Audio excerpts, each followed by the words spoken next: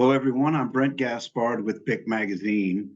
Today, I have the pleasure of visiting with Patrick Jankowski, Senior Vice President of Research with the Greater Houston Partnership.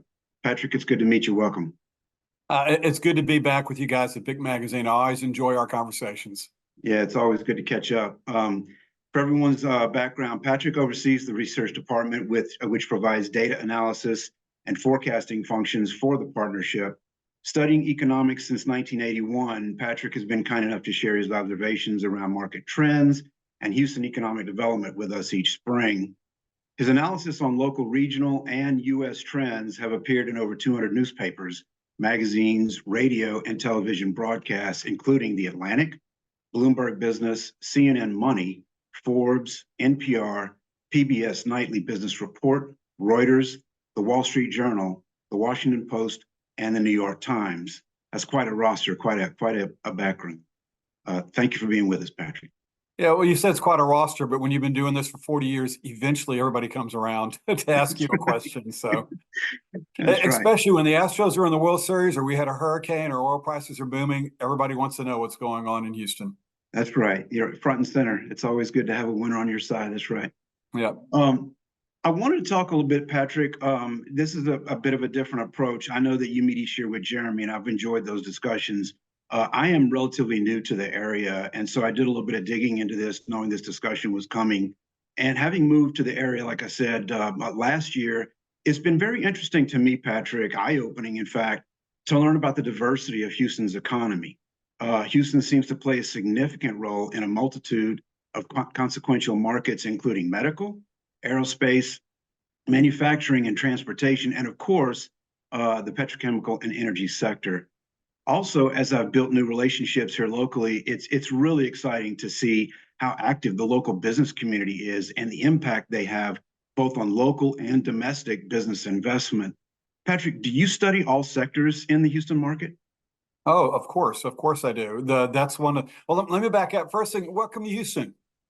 Glad to have you here. It's hopefully you're finding it's been a wonderful experience. You're one of well over 100,000 people who moved here last year, so we definitely welcome you and enjoy having you here. Yes, I study every aspect of the economy. Things have changed. 30 years ago, all I had to do was follow oil and gas. Now I have to follow oil and gas. I have to follow aerospace. I have to follow healthcare. I have to look at population demographic trends. You know, we're blessed in that Houston's economy is so much more diverse than it was even 10 years ago. It used to be that we were watching oil prices constantly, and the way oil prices went, that had a big influence on Houston's economy. The oil prices are still important, but there's so many other things which play a role in Houston's economy. One of the big issues that affects Houston's economy is just how the U.S. economy is doing. We're probably more tied to the U.S. economy now than we are to oil and gas. And frankly, the U.S. economy is doing well. Do you want me to tell you how well? Yeah, absolutely. Matter of fact, I was going to allude to some of that because there's been some resilience in the marketplace that's a little surprising, given everything we've been through. Yeah, the U.S. economy, in spite of what you might be hearing from some of the media or what you might be hearing from your next door neighbor, is actually pretty healthy right now. I mean, we have, over the last 18 months, we've seen job growth at averaging 200,000 or more jobs per month. GDP, I'm going to have to look at a number. GDP in the third quarter grew 4.9%. In the fourth quarter, it grew 3.2%. It's growing above 2% now. The U.S. unemployment rate is 3.7%, and that's incredibly low. It's interesting. I ran across an interesting statistic. I ran across a headline that I did not believe. But I had to go look it up.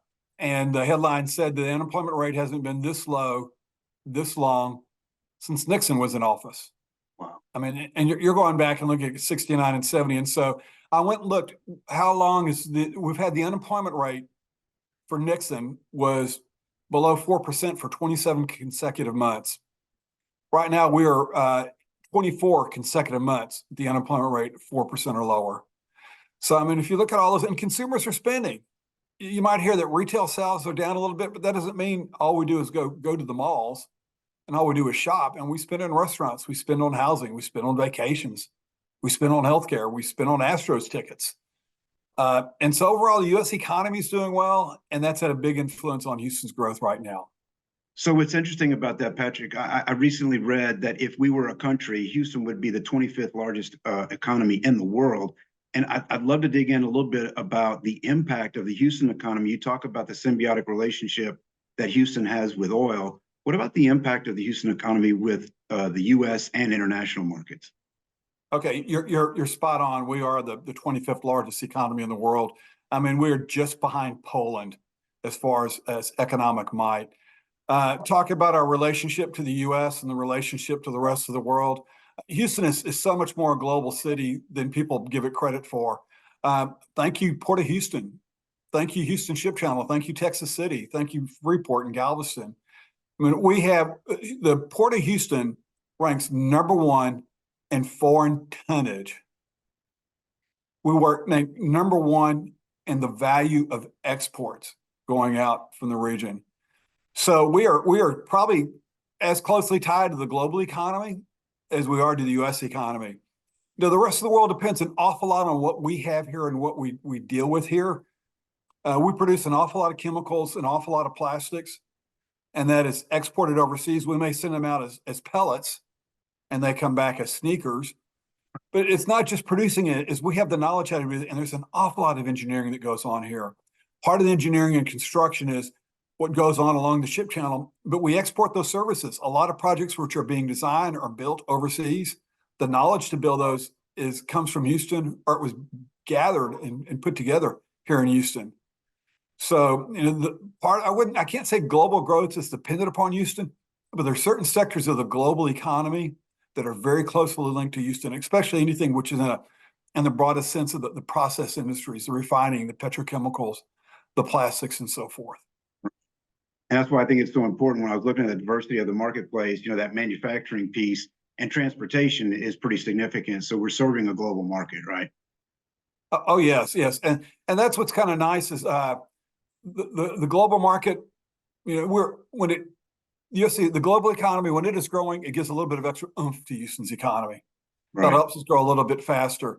The global economy slows. Houston slows a little bit, but we don't slow as much as the global economy does. It's kind of the growth in the global economy just kind of puts a little extra sugar in our tea when we're growing.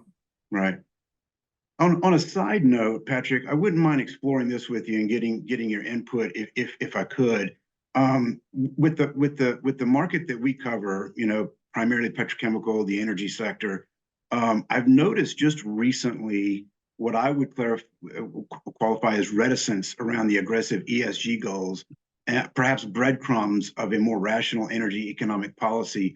Some of these breadcrumbs, you know, are evidenced by pragmatic evaluation of system load for a fully electric economy, efforts to rein in aggressive legislation driving unattainable goals of the transition movement, and a decline in shareholder support for ESG. Are you seeing perhaps a balancing, or perhaps a little bit of a balancing in the approach to the energy economy? You know, I need to let you. I chuckled a little bit, and I'm not making light of this, but it's interesting. It's like so many other things. You know, ESG is really a good idea in its most basic form. The problem is the radical left has taken it too far to the left, and the radical right is saying none at all. And there really needs to be a happy middle ground, and we are eventually going to move to a middle ground. I can't imagine any company out there that isn't concerned about the environment. Right. I can't imagine any company out there which isn't socially aware. I can't imagine any company out there that doesn't want transparency, doesn't want it to be real obvious that they're trying to manage shareholder funds or the economy or the environment better. The problem is you've got radical extremes on both areas. I think eventually neither side is going to win out. Eventually what we're going to do is we're going to find a happy middle, something which is reasonable for as what's technology allows and what's economically feasible.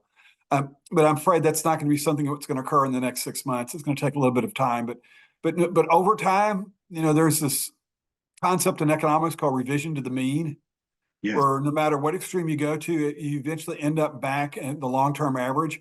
And I think that's what we're going to see with ESG. I think over time, we're going to accept some things are feasible, some things aren't.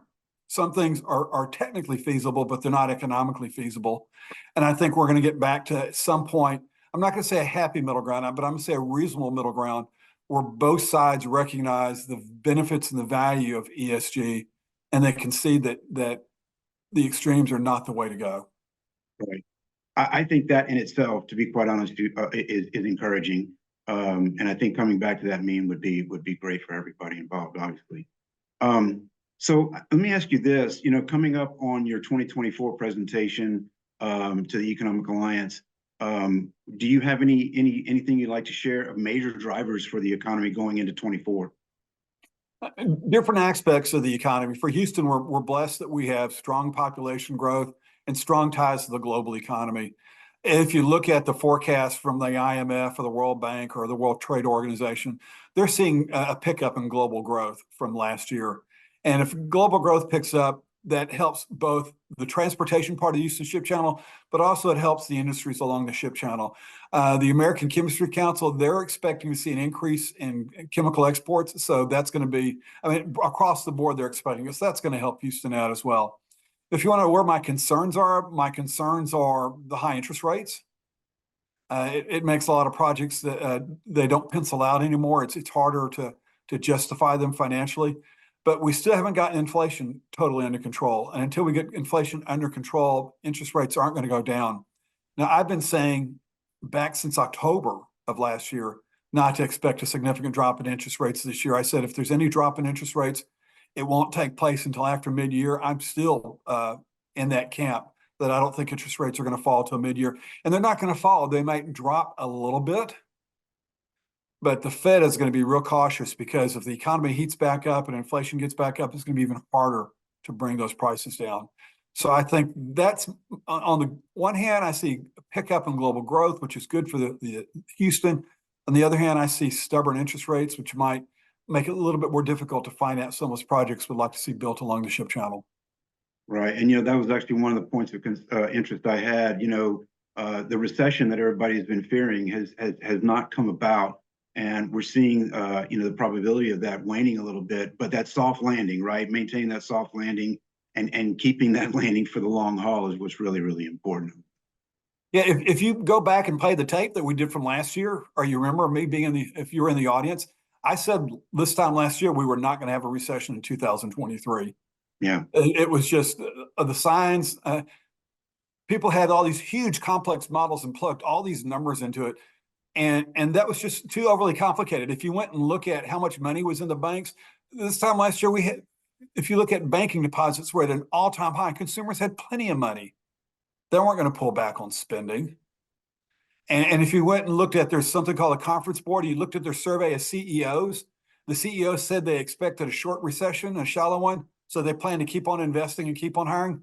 You don't have a recession if businesses are still hiring and still investing. You don't have a recession if consumers have really thick bank accounts. And so, right now I'm going on record saying we're not going to see a significant drop in interest rates this year, maybe 25 or 50 basis points towards the end of the year. But we're not going to see anything significant because the economy is still doing very, very well. In spite of what you may hear people saying, we have historically low unemployment, GDP is growing, we're creating a good number of jobs, consumers are spending. The U.S. economy is really in pretty good shape. And because the U.S. economy is in good shape, that does well for Houston, and it does well for the things that we produce here in Houston. Right. Very good point. Very good point. As a specific section, Patrick, I don't know if you want to talk about this or not. Let me tee this up. So, not to get into one side or other, this is a presidential election year.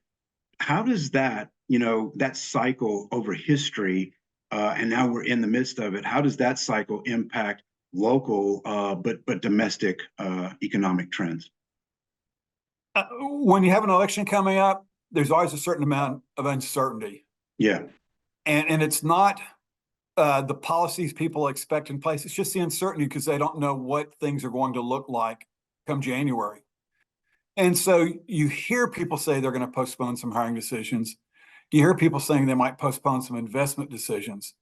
They'll postpone them. They're not going to cancel them. It just might delay some things getting done, but it isn't going to stop them altogether. I mean, the problem with the election, not the problem, but the issue is just the uncertainty of what the outcome may be. So, but it's not a permanent uncertainty. You bring up a good point. People talk about this. To be honest, I have not gone. It's something I need to do is go look at July through September, July through October, every 4 years, and see what actually happened with the economy. But if you think about it, we have more people working in the U.S. now than ever before. GDP is higher than it's ever before.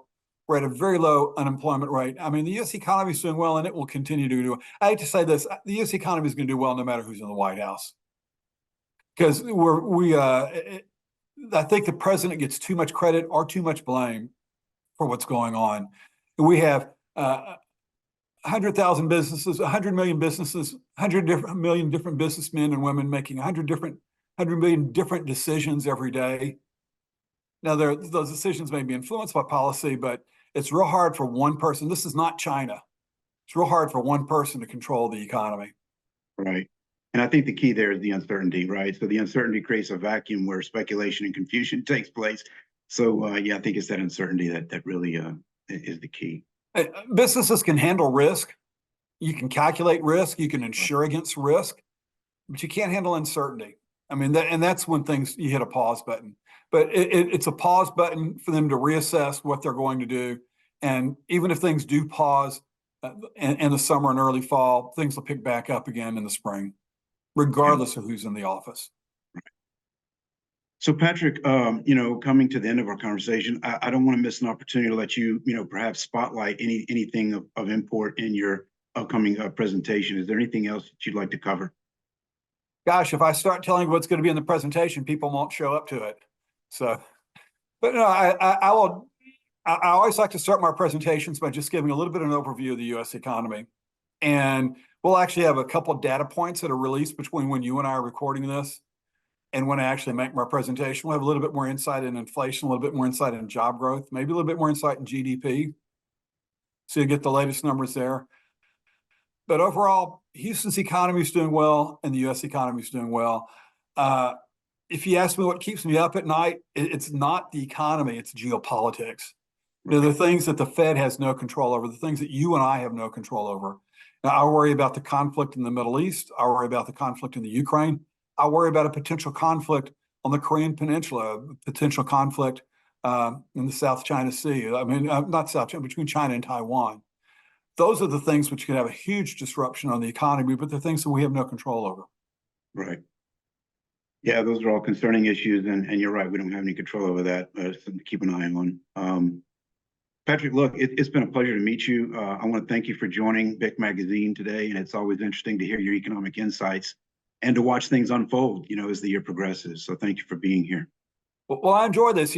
As you know, I do a lot of interviews. This is a fun one, and actually, this is an easy one. You never ask me any difficult or embarrassing questions, so it makes it easier for me to do. Well, it's been easy for me too. It's a delightful discussion. It's good to meet you, and I thank you for the time. You're welcome back anytime, of course. I'm sure we'll probably be doing this time next year, and when you do it this time next year, ask me about interest rates. We'll find out whether I was wrong or whether I was accurate. And if I was wrong, I'll admit it. If I was accurate, I'm going to toot my horn. Well, I'm looking forward to that. Patrick, thanks again. I want to let our audience know to hear Patrick's economic presentation at the Economic Alliance Houston Port Region's Economic Forecast Reception on March 21st. Visit allianceportregion.com for information on how to attend. And as always, we're very grateful for this audience. So please like and share this recording with colleagues. And for more industry news, videos, webinars, and podcasts, visit bicmagazine.com. And remember, it's what we do together that counts.